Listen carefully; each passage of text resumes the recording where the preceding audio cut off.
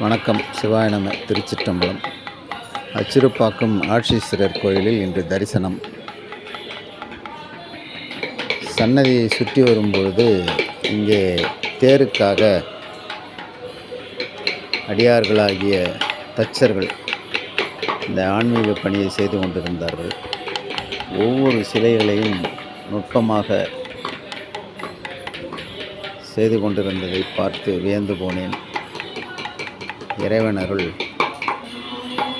இப்படி ஒரு கலைப்பணியை இவர்களுக்கு கொடுத்ததற்கு இறைவனை வேண்டி நன்றி தெரிவித்துக் கொள்கின்றேன்.